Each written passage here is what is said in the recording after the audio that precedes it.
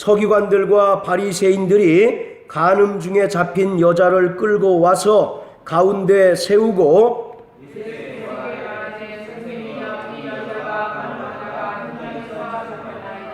모세는 율법에 이러한 여자를 돌로 치라 명하였거니와 선생은 어떻게 말하겠나이까?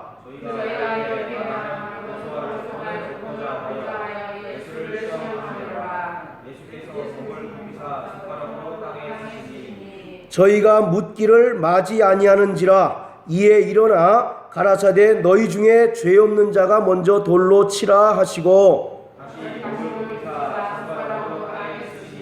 저희가 이 말씀을 듣고 양심의 가책을 받아 어른으로 시작하여 젊은이까지 하나씩 나가고 오직 예수와 그 가운데 섰는 여자만 남았더라.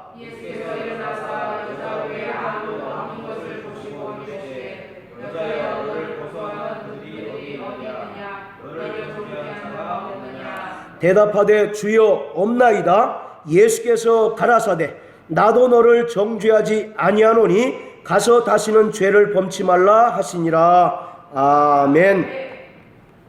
자, 우리 6절부터 8절까지를 다시 한번 읽습니다. 6절부터 8절까지 시작. 저희가 이렇게 말하는 고소할 조건을 얻고자 하여 예수를 시험하느라 예수께서 몸을 굽히사 손가락으로 땅에 쓰시니 저희가 묻기를 마지 아니하는지라. 이에 일어나 가라사대 너희 중에 죄 없는 자가 돌로 치라 하시고 다시 몸을 굽히사 손가락으로 땅에 쓰시니. 아멘. 자, 여러분들 읽어보셔서 아시겠지만 예수님께서 똑같은 행동을 반복하는 것을 볼 수가 있습니다. 6절에도 보면 몸을 굽히셔서 손가락으로 땅에 쓰셨다라고 이렇게 얘기합니다. 그리고 8절에도 다시 몸을 굽히사 손가락으로 땅에 쓰셨다라고 이렇게 얘기합니다. 자, 두 번이나 예수님께서 반복해서 똑같은 행동을 취하셨는데 과연 예수님께서 손가락으로 땅에 무엇을 쓰셨을까요? 우리 김설자 집사님, 예수님께서 두 번씩이나 반복해서 이제 땅에 쓰셨다라고 그랬잖아요. 무엇을 쓰셨을까요? 떠든 아이, 고순종 그런 거 썼을까요? 네, 우리 요한 형제 뭘 썼겠어요? 우리가 그동안은 마음의 음욕을 품는 자마다 간음한 자다 라고 하는 말씀을 쓰셨을 것이다. 그래서 모든 사람들이 다 양심에 찔리고 가책을 받아서 다 슬슬 물러갔다라고 이렇게 이제 이해를 하고 있습니다. 그렇죠? 예, 그래서 과연 예수님께서 무엇을 쓰셨을까라고 하는 것이 사람들의 이제 궁금증을 유발해서 어떤 사람은 이렇게 이야기하고 어떤 사람은 또 이렇게 이야기하고 합니다. 그러나 성경에는 구체적으로 예수님께서 무엇을 쓰셨다라고 하는 내용이 언급이 되어 있습니까? 안 되어 있습니까? 안 되어 있죠. 그냥 손가락으로 땅에 쓰셨다라고 이렇게 되어 있어요. 우리는 성경, 또 나중에 말씀드리겠지만 성경을 이제 읽을 때 성경이 밝히 말씀하시는 것에 대해서는 적극적으로 알아야 되는 것이고, 반대로 성경이 함구하고 있는 것에 대해서는 우리도 괜한 호기심을 발동시켜 가지고 무엇을 썼을까라고 이와 같이 공연히 이제 그런 것에 대해서 관심을 기울일 필요가 없다는 겁니다. 그러니까 성경에서 적극적으로 밝히고 있는 것을 우리가 반드시 알아야 되는 것이고, 그러나 상대적으로 성경에서 함구하고 있는 것에 대해서는 우리도 공연한 추측이나 어떤 호기심을 발동할 것이 아니라 그것에 대해서 함구하는 것이 성경을 대하는 진지한 성도들의 자세인 것입니다. 여러분들 생각해 보세요. 예수님께서 여러분들 언제 오실 거라고 생각하세요? 성경은 뭐라고 얘기합니까? 그날과 그 시는 아무도 모른다라고 얘기하잖아요. 아들도 모르고 천사들도 모른다. 아버지의 권한 아래에 있다라고 이렇게 얘기하지 않습니까? 그리고 여러분들 그 계시록 22장에 보면 이 계시의 말씀 외에 더하거나 뺀 자들은 하나님께서 경을 치시겠다라고 이렇게 이제 말씀하고 있는 거예요. 오늘 이 말씀도 우리가 공연히 뭘 썼을까? 이런 말씀을 쓰지 않았겠느냐? 또는 이런 말씀을 쓰지 않았겠느냐? 이렇게 공연히 우리가 그동안 추측함으로 이렇게 이야기할 수가 있었지만 성경은 분명히 2번씩이나 그 내용에 대해서 함구하고 있고 언급을 하고 있지 않다라고 하는 겁니다. 그것이 바로 중요하다는 얘기예요. 그것에 대해서는 우리도 적극적으로 함구할 필요가 있다라고 하는 것을 먼저 말씀을 드립니다. 예수가 친히 십자가에 달리셔서 그 몸으로써 우리 모든 죄를 담당하심으로 말미암아 우리는 죄에 대하여 죽고 의에 대하여 살게 되었습니다. 베드로전서 2장 24절에 보면 친히 예수가 나무에 달리심으로 말미암아 우리의 모든 죄를 담당하셔서 우리가 죄에 대하여 죽고 의에 대하여 살게 되었고 또 그가 채찍에 맞으심으로 우리가 나음을 입었다라고 이렇게 성경은 말씀하고 있습니다. 과거에 죄인이었던 우리를 구원하시기 위하여 하나님의 아들 예수가 이 땅에 죄인처럼 오셨습니다. 그리고 그가 친히 우리의 모든 죄를 담당하셨고 또 십자가에 달려 죽으심으로 우리가 구원함을 얻게 된 것이에요. 이처럼 구원이라고 하는 것은 율법을 지키는 인간의 의로운 행위와 전혀 상관없는 오직 하나님의 은혜로 얻게 되는 것이 바로 구원인 것입니다. 성경은 우리 성도들의 그 구원의 과정에 대해서 기록하고 있습니다. 이 성경이 이야기하는 구원의 3가지 과정이 있는데 첫째는 저를 따라서요. 칭의. 네, 로마서 1장 17절의 말씀처럼 믿음으로 의인은 믿음으로 말미암아 산다라고 이와 같이 말씀한 것처럼 우리는 율법의 행위로 의로워진 것이 아니라 하나님의 은혜를 믿음으로 말미암아 의롭게 되었어요. 그것을 칭의라고 이렇게 이야기합니다. 그리고 칭의에서 이제 그 다음 단계가 무엇이냐면 성화의 과정을 거칩니다. 따라서 성화. 네, 우리가 거룩해지는 것입니다. 이미 완료형으로 거룩해졌을 뿐만 아니라 우리는 하나님 나라의 백성 또 하나님 나라의 시민권을 가진 자들로서 이 땅에서 끊임없이 성령을 통해서 거룩해지는 것이 성도들의 그 삶이에요. 그래서 2번째 단계가 이제 성화라고 하는 것이고 그리고 3번째가 바로 영화입니다. 극장에서 이제 상영하는 영화, 그 영화가 아니라 우리가 영광스러운 존재가 된다라는 얘기예요. 우리가 육체를 벗어버리고 우리 육체 안에 있는 그 영이 신령한 몸으로 변화를 받아서 하늘에서 영원히 사는 그러한 단계, 그것을 영화라고 이렇게 얘기합니다. 그래서 우리는 바로 칭의를 통해서 지금 성령으로 날마다 거룩해지고 있는 그런 성화의 과정을 거치고 있는 것이고 그것이 이제 종결될 때 비로소 영광스러운 존재가 되는 것이에요. 자, 이처럼 우리는 하나님의 은혜를 믿음으로 말미암아 구원 얻게 되었습니다. 할렐루야. 네. 자, 이렇게 하나님의 은혜를 믿음으로 말미암아 구원을 얻게 되었고 또한 하나님의 그 은혜에 의해서 우리가 거룩하게 지어져 가는 것이 다름 아닌 저와 여러분들 바로 하나님의 자녀요 또 성도들인 것입니다. 모난 돌이 정 맞는다라고 하는 그런 그 속담이 있는 것처럼 우리는 이 땅에서 성령으로 말미암아 끊임없이 하나님 나라에서 살기 적합한 그러한 존재로 다듬어지고 있는 바로 그러한 과정을 살아가고 있는 것이, 그 모든 과정도 철저하게 하나님의 은혜로, 하나님께서 우리에게 베풀어 주신 그 사랑과 은혜로 이루어져 가고 있는 것입니다. 이렇게 하나님의 은혜로 말미암아 구원받은 성도들은 이 땅에서 어떠한 삶을 살아가야 될까요? 바로 성경은 끊임없이 죄와 치열하게 싸워야 될 것을 우리에게 말씀하고 있습니다.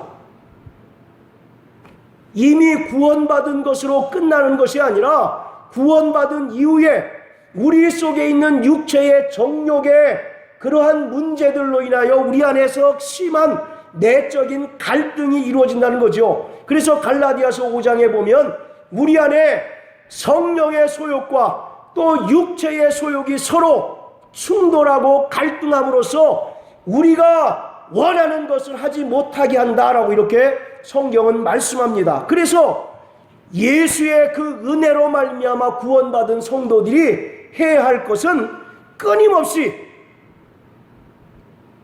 죄와 싸워 이겨야 하는 겁니다. 그래서 골로새서에 보면 너희는 땅에 있는 지체를 죽이라, 이와 같이 말씀하고 있습니다. 오늘 그 요한복음 8장 본문의 그 11절에도 예수님께서 뭐라고 말씀하십니까? 그 간음한 여자에게 뭐라고 말씀하시냐면 나도 너를 정죄하지 아니하노니 가서 다시는 죄를 범치 말라, 이렇게 말씀하십니다. 여기서 죄를 범치 말라라고 하는 말은 진짜로 죄를 짓지 말라는 그런 의미도 있지만 더 포괄적인 의미로서는 죄를 짓더라도 예수가 너를 진리로 자유한 것을 끝까지 의지하고 믿으라고 하는 그런 의미가 담겨 있는 거예요. 여러분들, 우리가 예수 믿은 다음에 더 이상 죄를 짓습니까? 안 짓습니까? 우리 요한 형제, 딱 예수를 믿고 구원받은 하나님의 자녀는 그 다음에 죄를 안 짓는 삶을 삽니까? 아니잖아요. 더 오히려 우리 안에 정말 더 큰 갈등이 생기잖아요. 그렇잖아요. 차라리 불신자 때는 죄가 죄인 줄 몰랐던 것들이 많아요. 그러나 우리가 예수를 믿고 구원받은 하나님의 자녀가 된 이후에 조그만 것도 우리가 양심에 찔리고 가책을 받는 그런 경우들이 많습니다. 이것처럼 우리가 예수를 믿고 구원받은 다음에 더 이상 죄와 이별된 삶을 사는 것이 아니라 오히려 죄가 더 우리와 가까이 있고 심지어 내 자신 자체가 죄덩어리라고 하는 사실을 우리가 더 깨닫는 삶을 살아요. 그렇기 때문에 예수님께서 오늘 죄를 범치 말라라고 하는 말씀은 너 이제 죄 짓지 말라고 하는 그런 의미보다도 오늘 그 32절, 8장 32절에 보면 진리를 알지니 진리가 너희를 자유케 하리라 하셨던 그 말씀처럼 비록 너가 세상에 나가서 이제 또 살아갈 때에 많은 죄의 문제로 인해서 갈등하고 또 네가 또 마음으로나 또는 행동으로 수많은 죄를 짓게 될지라도 진리신 예수가 너희를 근본적으로 자유케 한 것을 끝까지 믿고 의지하라고 하는 바로 그러한 말씀인 것입니다. 할렐루야. 자, 오늘 이 요한복음 8장은 여러분들께서는 너무나 잘 아시는 내용이죠. 그리고 불신자들도 이 내용들을 아주 교회를 다니는 사람들만큼 이 말씀을 굉장히 잘 알아요. 그래서 죄 없는 자가 먼저 돌로 치라, 그 말씀은 이제 불신자들도 굉장히 자주 하는 그런 이제 격언처럼 이제 쓰이는 그러한 이제 성경 구절입니다. 자, 오늘 이 말씀을 보면 바리새인들하고 또 서기관들이 간음을 하다가 현장에서 잡힌 여자를 예수 앞에 끌고 옵니다. 그리고 예수를 함정에 빠뜨리기 위해서 이 여자를 어떻게 처리해야 될까 처리해야 될 것인가를 지금 예수님께 묻습니다. 한번 여러분들 곰곰이 생각해 보세요. 이 바리새인들과 서기관들이 예수님께 물어볼 필요가 있었어요, 없었어요? 왜요? 그렇죠. 율법에 의하면 당장 돌로 이제 쳐서 죽여도 하등의 법에 또는 양심의 저촉을 받지 않습니다. 여러분들 지금도 저기 중동의 이슬람권에 가보면 명예살인이라고 하는 그 명목으로 아버지나 또는 오빠가 자기 딸이나 여동생을 돌로 때려서 죽이는 그런 경우가 왕왕 있지 않습니까? 우리는 그게 막 쇼킹한 일이라고 생각하지만 그 사람들에게는 그건 지극히 당연한 일이고 또 그것은 지극히 옳은 일이에요. 그러니까 그들은 전혀 양심의 어떤 꺼리낌을 당하지 않고 심지어 자기 딸이나 여동생마저도 죽일 수 있는 겁니다. 그러니까 오늘 지금 바리새인들하고 서기관들이 굳이 그 간음하다가 현장에서 잡힌 여자를 예수님께 데리고 올 필요가 없었던 거죠. 왜냐하면 즉시로 죽이면 됐겠죠. 그런데 그 여자를 예수님께 데려온 것은 거기도 이제 기록하고 있는 것처럼 6절에 저희가 이렇게 말하면 고소할 조건을 얻고자 합니다 라고 이렇게 얘기합니다. 즉 예수님을 함정에 빠뜨리기 위한 미끼로서 이 현장에서 잡힌 간음한 여자를 지금 쓰고 있는 거예요. 레위기에 보면 간음한 여자는 반드시 죽일지니라 라고 이와 같이 말씀하고 있습니다. 자, 그런데 거기에 대한 예수님의 답변은 무엇이었습니까? 만약에 여러분들 예수님께서 그 서기관들과 바리새인들의 그 물음에 자, 그럼 이 여자가 간음하다가 이제 잡혔으니까 죽여라. 그러면 어떤 문제가 발생할까요? 자, 분명히 율법은 반드시 간음하다가 잡힌 사람은 죽이는 거 아니겠습니까? 그래서 예수님께서 그 율법대로 이 여자를 죽이라 이와 같이 얘기했으면 두 가지 것에 이제 저촉이 돼요. 그 첫 번째가 뭐냐면 여러분들 그 당시에는 로마에 의해서 이스라엘이 식민지 생활을 했기 때문에 사람을 죽일 수 있는 권한은 로마 황제나 또 로마 황제의 명령을 받은 총독에게 있는 거예요. 그래서 여러분들 그 예수님을 잡아 죽일 때에도 바리새인들하고 장로들이 누구에게 데리고 갑니까?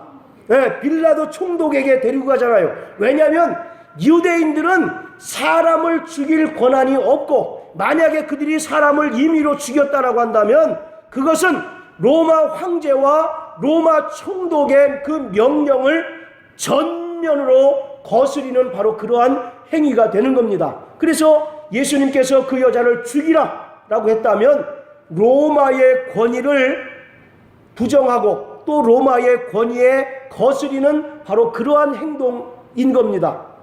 그리고 또 예수님께서 이 여자를 죽여라 라고 했다면 여러분들 예수님께서 뭐라고 말씀하십니까? 마태복음 5장에 보면 원수라도 뭐하라고 그랬습니까? 사랑하고 너희 핍박하는 자를 위해서 기도하라고 말씀하셨는데 아니 원수마저도 사랑하라고 하셨던 그 예수님께서 간음하다가 잡힌 여자를 죽여버려라 라고 한다면 스스로 자기 모순에 빠지는 거예요. 분명히 원수마저 사랑하고 또 너희를 핍박하는 자를 위해서 기도하라고 말씀하신 그 예수님께서 간음하다가 잡힌 여자를 죽이라 라고 말씀했다면 스스로 자기의 그 가르침에 대해서 모순을 야기시키는 바로 그러한 행동인 겁니다. 그래서 예수님께서 죽이라 라고 하는 말씀을 이제 안 하신 거죠. 그리고 또 반대의 경우를 한번 생각해 봅시다. 만약에 죽이지 말라 라고 했다면 어떤 문제가 또 생길까요? 죽이지 말라. 아까 죽이라라고 했다면 두 가지 것에 이제 저촉이 된다고 말씀을 드렸고, 반대로 죽이지 말라.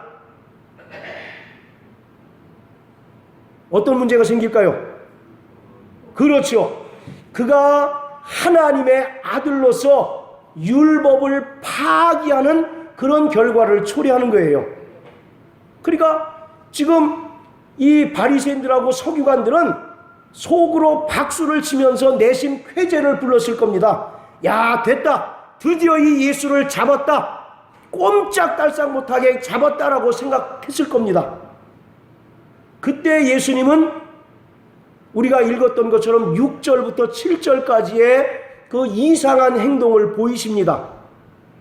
뭐 죽이라 또는 죽이지 말라라고 하는 그런 일체의 말씀을 하지 않으시고 6절에 손가락으로 땅에 쓰셨다. 그리고 7절에 죄가 없는 자가 먼저 돌로 치라고 말씀하시고, 그리고 또 8절에 다시 몸을 굽히셔서 손가락으로 땅에 쓰셨다라고 이렇게 얘기합니다. 7절에 죄 없는 자가 먼저 돌로 치라라고 하는 말은 어떤 의미가 있느냐면, 그 간음한 여자를 주위에 빙 둘러선 사람들 중에는 아무도 이 여자를 심판할 자격이 없다라고 하는 것을 이야기하고 있는 거예요. 로마서 3장 10절에 보면 의인은 없나니 하나도 없고, 또 3장 23절에 보면 모든 사람이 죄를 범하였음에 하나님의 영광에 이르지 못하였다라고 말씀한 것처럼, 예수님께서 너희 중에 죄 없는 자가 먼저 돌로 치라라고 하신 말씀은, 비록 너희들이 지금 이 간음한 여자를 빙 둘러서서 간음한 부정한 여자고 율법을 범한 부정한 여자라고 너희가 심판하고 정죄하지만, 이미 이 여자가 이런 행동을 취하기 이전에 인간은 모두 율법에 의하여 죄인이기 때문에 이 여자를 정죄하거나 심판할 자격이 없다라고 이와 같이 말씀하고 있는 겁니다. 그리고 두 번째는, 이 예수님께서 이 말씀을 하심으로써 그 주위에 둘러선 사람들의 그 마음속에 있는 불순한 동기, 이들이 예수님께 몰라서 물어본 게 아니잖아요. 지금 뭐 하기 위해서 물어봤다고 그랬습니까? 고소할 조건을 찾기 위해서 예수님께 물어봤잖아요. 그 사람들의 불순한 동기를 예수님께서 꿰뚫어 보시고 정확하게 지금 지적하고 계신 겁니다. 자, 우리 8절 다시 한번 읽어보십니다. 8절. 자, 시작. 다시 몸을 굽히사 손가락으로 땅에 쓰시니. 자, 다시 몸을 굽히사 손가락으로 땅에 쓰셨다. 지금 예수님께서 손가락으로 땅에 몇 번을 쓰신 겁니까? 지금 2번을 쓰셨죠. 자, 이 장면을 통해서 우리는 구약의 어떤 사건을 연상할 필요가 있는데, 여러분들 모세가 하나님께로부터 10계명의 2 돌판을 받잖아요. 그런데 몇 번 받습니까?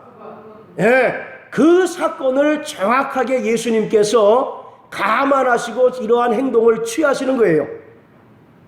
지금 이 장면을 통해서 모세가 시내산에서 하나님께서 친히 쓰신 2 돌판을 받습니다. 그런데 이스라엘 사람들이 금송아지 우상을 이제 만들어 놓고, 이것이 우리를 애굽에서 인도한 하나님이다 라고 이와 같이 막 우상 숭배하지 않습니까? 그래서 그때 모세가 시내산에서 내려와서 그 광경을 보고 돌판을 던져서 깨뜨려요. 그리고 난 후에 그 이스라엘 백성들에게 심판이 임해서 이스라엘 사람들 중에 약 3,000명이 다 죽임을 당합니다. 자, 그 장면을 지금 예수님께서 정확하게 표현하시고 있는 거예요. 자, 우리 한번 그리고 이 장면을 통해서 또 우리가 뭘 알 수 있느냐면, 모세가 예언하신 참 선지자가 바로 예수 자신이라고 하는 사실을 이 예수님께서 두 번 손가락으로 땅에 쓰신 사건을 통해서 우리에게 알려주고 있는 겁니다. 그리고 이 예수는 모세의 그 권위를 뛰어넘는 참된 중보자라고 하는 사실을 이 사건을 통해서 분명히 알려주고 있어요. 그래서 결국 이 사건을 통해서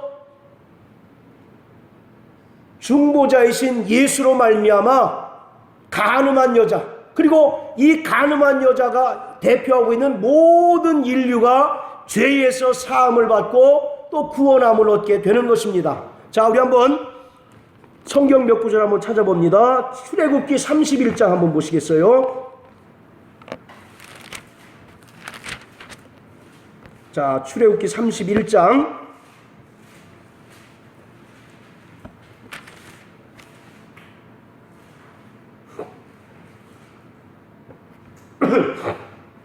자, 18절 우리 다 같이 읽습니다. 자, 시작. 여호와께서 시내산 위에서 모세에게 이르시기를 맞추신 때에 증거판 돌을 모세에게 주시니 이는 돌판이요 하나님이 친히 쓰신 것이더라. 자, 거기 보면 하나님이 친히 쓰신 것이다 라고 이렇게 말씀하고 있죠. 네. 자, 거기에 친히라고 하는 말에 관주번호 2번이 이제 붙어 있어요.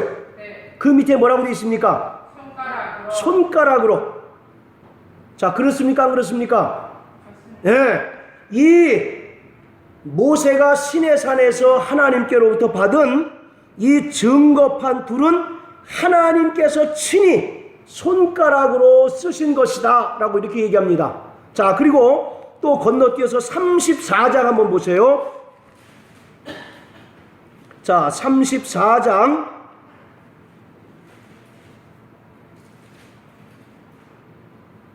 자, 1절입니다.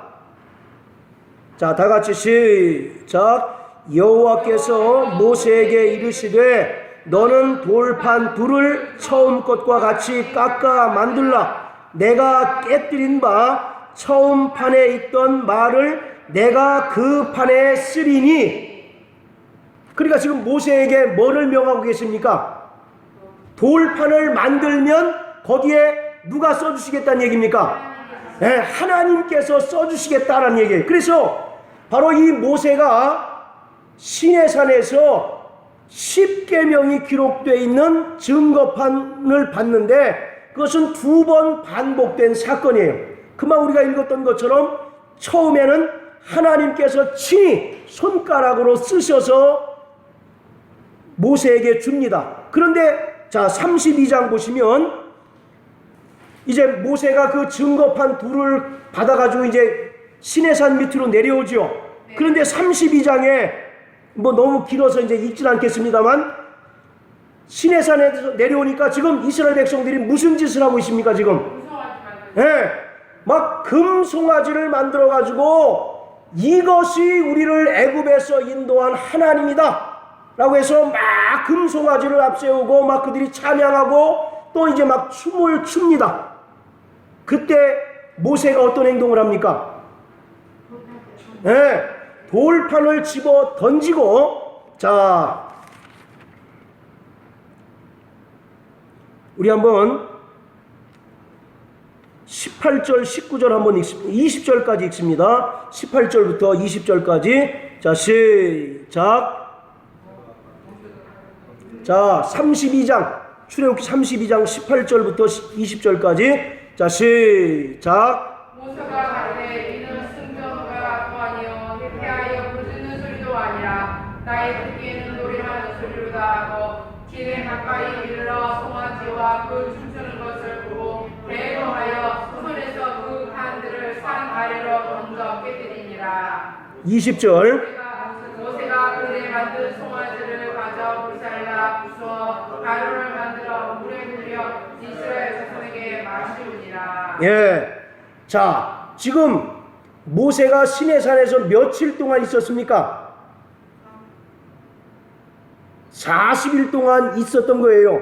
그 중간에 하나님께로부터 이제 증거판을 이제 받아가지고 내려옵니다. 그런데 밑에 있는 이스라엘 사람들은 모세가 이제나 저제나 올까 계속 기다리고 있는데 오지를 않으니까 아론을 이제 그 대표자로, 새로운 인도자로 뽑아가지고 이제 그 금송아지를 만듭니다. 그리고 이것이 우리를 애굽에서 인도한 하나님이다 라고 해서 막 그 금송아지를 앞세우고 찬양하고 춤추고 놀아요.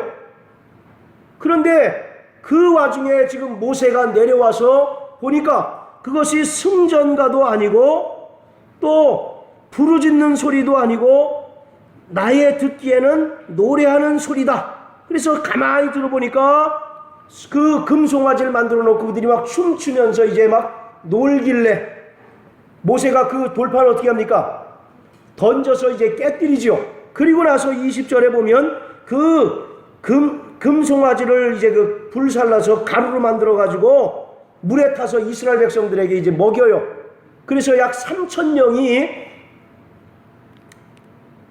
그 28절에 보면 3,000명가량이 이제 그 죽습니다. 그리고 나서 이제 한참 건너뛰어서 우리가 읽었던 34장 1절에 하나님께서 이제 또 새로운 증거판을 주십니까? 안 주십니까? 주시죠. 예. 하나님께서 또 역시 친히 쓰셔서 증거판을 이제 모세에게 주셔요.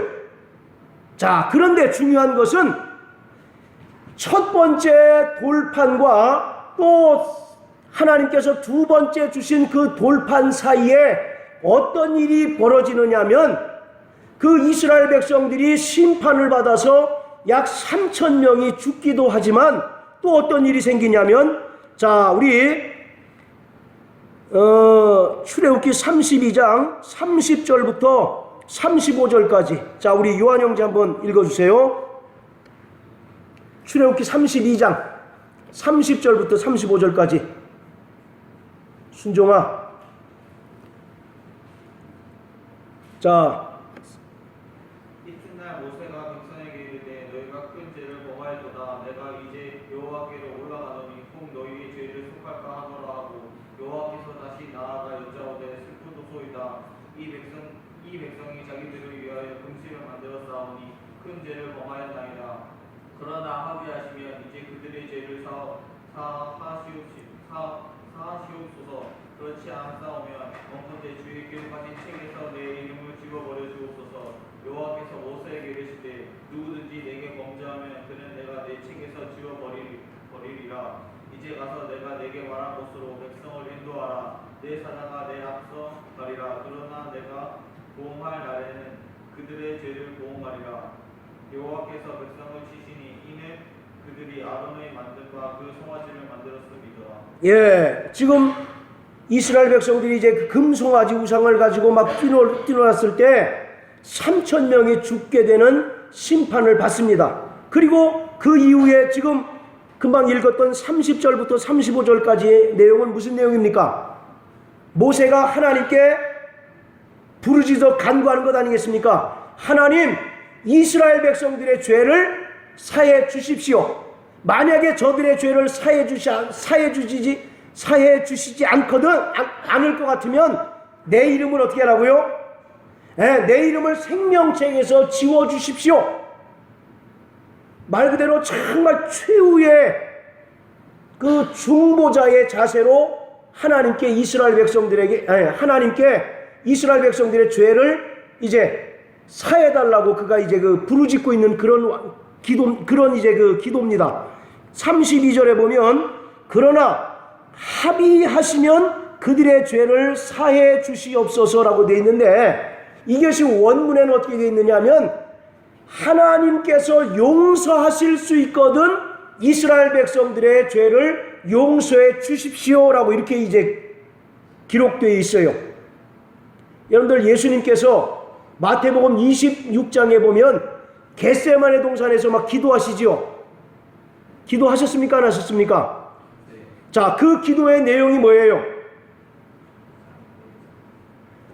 아버지여, 할만하시거든 이 잔을 내게서 옮겨 주옵소서. 그러나 나의 원대로 마옵시고 아버지의 원대로 되기를 원합니다. 3번 기도하셨잖아요. 그 내용하고 그 32절에 있는 그 내용이 그러나 합의하시면 이제 그들의 죄를 사해 주십시오. 그렇지 않거든 내 이름을 지워 주십시오 라고 하는 내용하고 일치되는 바로 그러한 기도예요. 예수님께서 겟세마네 동산에서 무려 3번씩이나 아버지여 할 만하시거든 이 잔을 내게서 옮겨 주옵소서. 그러나 나의 원대로 마옵시고 아버지의 원대로 되기를 원합니다 라고 이와 같이 기도했던 것처럼 오늘 이스라엘 백성들의 그 죄를 사해달라고 모세가 기도하는데 주여 합의하시면 이제 그들의 죄를 사해 주십시오. 그렇지 못하시겠거든 내 이름을 생명책에서 지워 주십시오. 어떻습니까? 어감이 좀 비슷하지 않습니까? 정확하게 일치하고 있는 그러한 내용이에요. 이것이 구약적인 표현이고 또 하나는 신약적인 표현이어서 조금 방식이 다를 뿐이지 정확하게 일치하고 있는 겁니다. 자, 한번 잘 생각해 보세요. 지금 모세가 첫 번째 증거판을 받습니다. 그리고 34장 1절에 두 번째 이제 그 증거판을 받아요. 그 와중에 이스라엘 백성들이 죄를 범해서 심판을 당해서 무려 3,000명이 죽습니다. 그 즉시 모세가 지금 하나님 앞에 어떤 모습을 지금 취하고 있습니까? 중보자의 모습을 취하죠. 그렇잖아요. 하나님 저들의 죄를 사해 주십시오. 그렇지 못하시겠거든 내 이름을 생명책에서 지워주십시오라고 그와 같이 절체절명의 그 중보기도를 하나님께 올려드리고 있는 거예요. 자, 이 얘기는 뭐냐면 이스라엘 백성들이 우상 숭배함으로 말미암아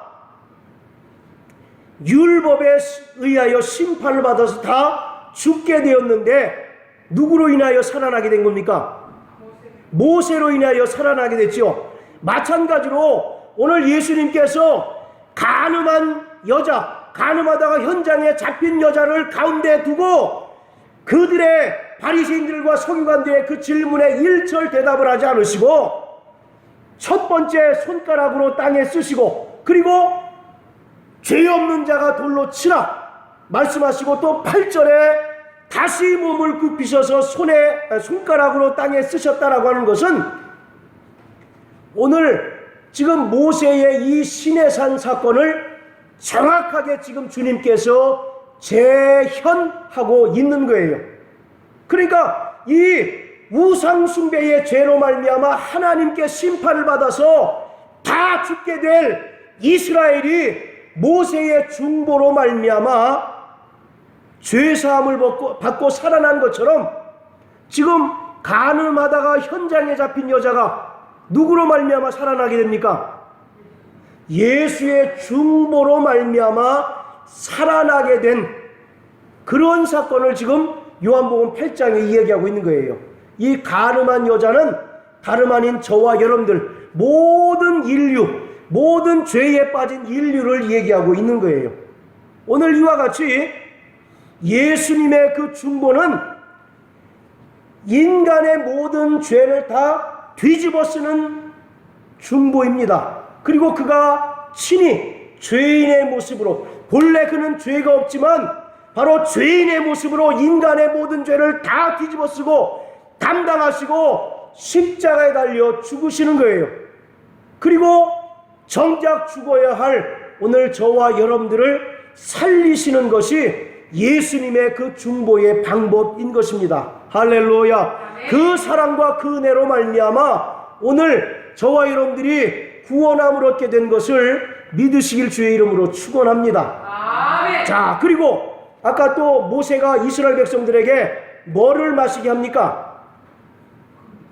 네, 그 죄의 상징인 금송아지를 불살라서 가루로 만들죠. 그리고 그것을 전부 다 이스라엘 백성들에게 먹여요. 자, 그게 이제 또 무슨 의미가 있느냐? 자, 우리 한번 여기 출애굽기 표시해 놓으시고 민수기 5장을 한번 다 같이 보십니다.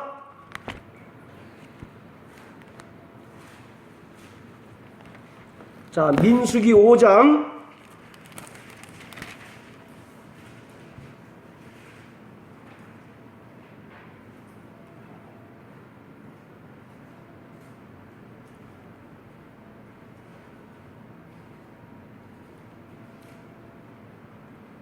자, 11절부터 자, 제가 그만할 때까지 한번 읽으세요. 민수기 5장 11절부터 자, 시작. 여호와께서 모세에게 일러 가라사대 이스라엘 자손에게 구하여 그들에게 이르라 만일 어떤 사람의 아내가 실행하여 남편에게 범죄하여 타인과 정결을 하였으나 그 남편의 눈에 숨겨 드러나지 아니하였고 그 여자의 더러워진 일에 증인도 없고 그가 잡히지도 아니하였어도 그 더러워짐을 인하여 남편이 의심이 생겨서 그 아내를 의심하는지 또는 그 아내가 더럽히지 아니하였어도 그 남편이 의심이 생겨서 예, 자, 됐습니다. 자, 일단 거기까지 읽으시고. 자, 이게 뭐냐면 남편이 이제 그 아내를 의심하는 경우에 판결하는 이제 그 절차를 지금 설명하고 있는 겁니다. 자, 그리고 23절부터 또 읽으세요. 23절부터. 자, 시작.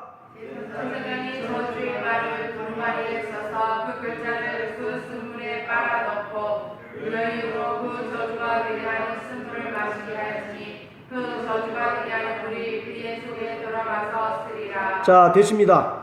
자, 거기 보면 24절에 보면 저주가 되게 하는 쓴물 그런 말씀이 있죠. 네. 거기에 이제 그 티끌 같은 것을 이제 그 모아다가 물에 이제 그 타요.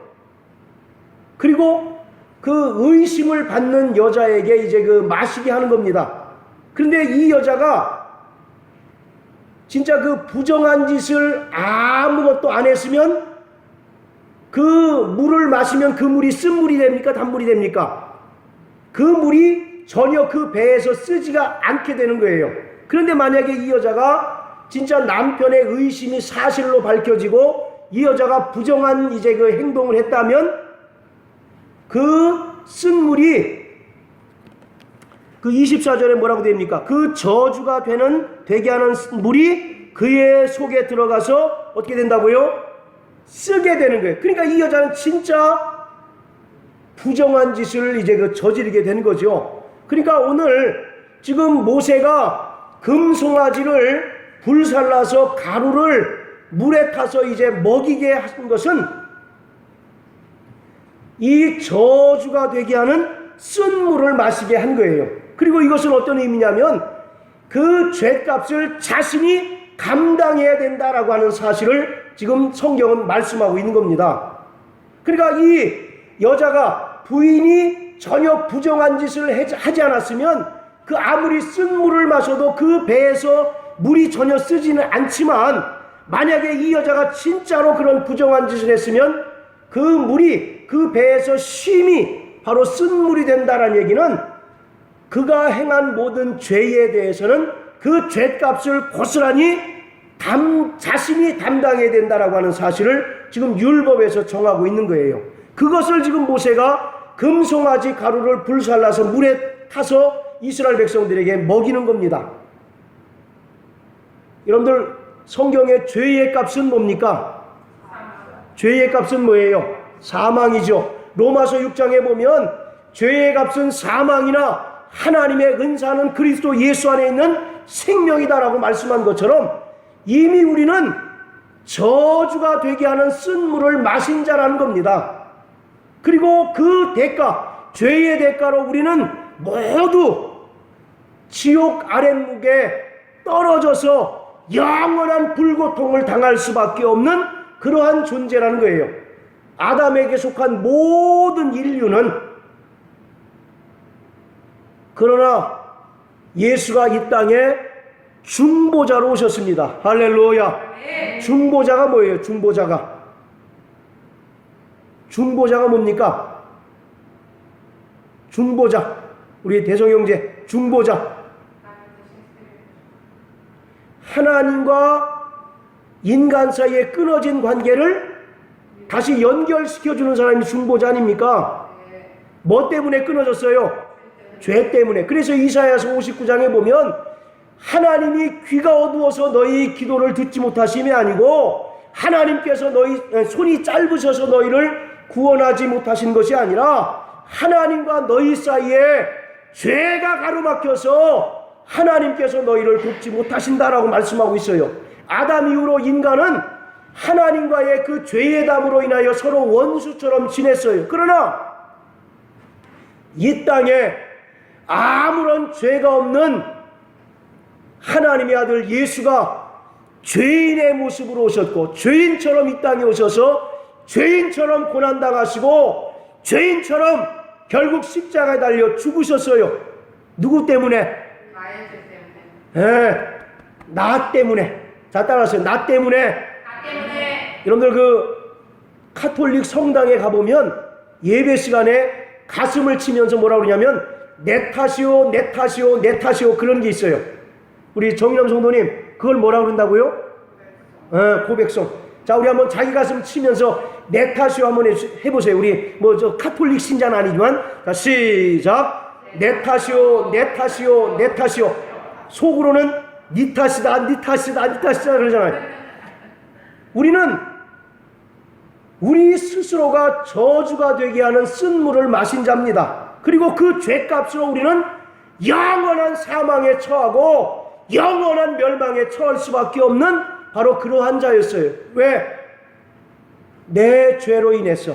그러나 하나님의 아들 예수, 그가 아무런 죄가 없으시고 의로우신 분이 이 땅에 죄인의 모습으로 오셨고, 죄인처럼 사람에게 침뱉음을 당하시고, 죄인처럼 뺨을 맞으시고, 죄인처럼 돌팔매질을 당하시기도 하셨고, 또 결국 십자가에 달려 죽으셨습니다. 누구 때문에요? 죄 때문에가 아니라 바로 나 때문에. 그래서 이 오늘 본문의 간음한 여자는 다름 아닌 나예요, 나. 내가 무슨 간음을 했습니까? 라고 반문하실 수 있겠지만, 우리는 그와 같이 율법에 의하여 정죄받은 죄인의 신분이라는 겁니다. 그리고 그 죄로 인하여 영원한 사망에 처할 수밖에 없는 그런 불쌍한 존재였다는 거예요. 그러나 이스라엘 백성들이 아까 누구 때문에 살아났습니까? 누구 때문에? 모세 때문에 살아났죠. 자, 그와 같이 우리 모든 죄인인 인류가 누구 때문에 살아났어요? 예수 때문에 살아났습니다. 할렐루야. 그것을 오늘 지금 설명해 주고 있는 것이 요한복음 8장 현장에서 간음하다가 잡힌 여자의 사건이에요. 근데 사람들은 자꾸 뭐에 관심이 있냐면 예수님이 뭐라고 쓰셨을까? 그렇잖아요. 그래서 어떤 사람은 이렇게 얘기하고 어떤 사람은 저렇게 얘기합니다. 만약에 그 쓰신 내용이 중요하다면 성경은 반드시 그 내용에 대해서 언급을 하셨을 거라고요. 그래요, 안 그래요?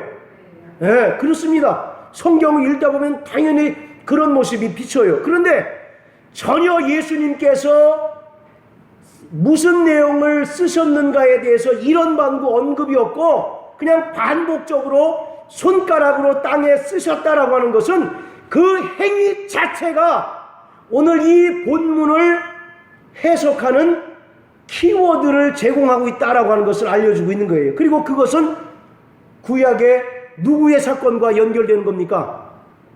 모세의 시내산 돌판 사건과 연관이 되는 거예요. 그랬더니 이스라엘의 심판이, 이스라엘의 그 멸망이 모세로 인하여 회복된 것처럼 모든 인류가 그 자기 죄 때문에 영원히 멸망받아야 되는데 그 죄값을 누가 대신 치러주셨어요? 예수가 중보자로 오셔서 대신 치러주심으로 말미암아 우리는 모든 죄에서 자유한 자가 된 것입니다. 할렐루야. 그래서 자, 우리 8장 11절 우리 한번 읽으시겠어요? 요한복음 8장 11절. 자, 다 같이 두 번 읽습니다. 시작. 대답하되 주여 없나이다. 예수께서 가라사대 나도 너를 정죄하지 아니하노니 가서 다시는 죄를 범치 말라 하시니라. 다시 한번 시작. 대답하되 주여 없나이다.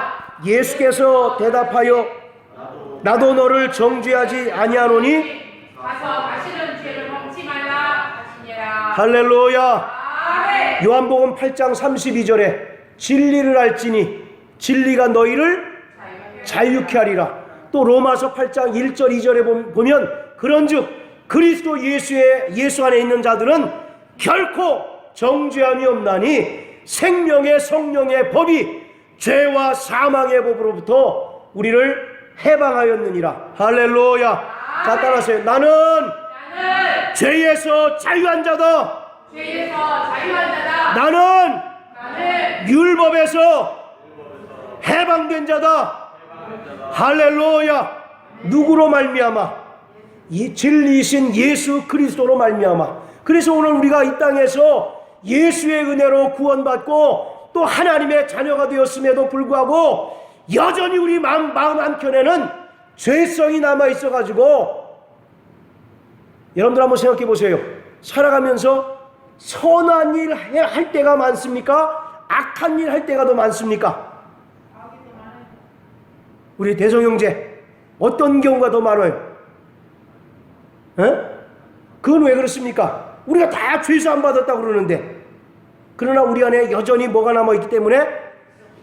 죄의 정욕, 죄성이 남아있기 때문에. 그래서 로마서 7장에 사도 바울이 말하기를, 내 속사람은 하나님의 법을 즐거워하지만 내 겉사람은 죄의 법을 섬기노라. 오호라, 나는 곤고한 자로다. 이 사망의 법에서 누가 나를 건져내랴.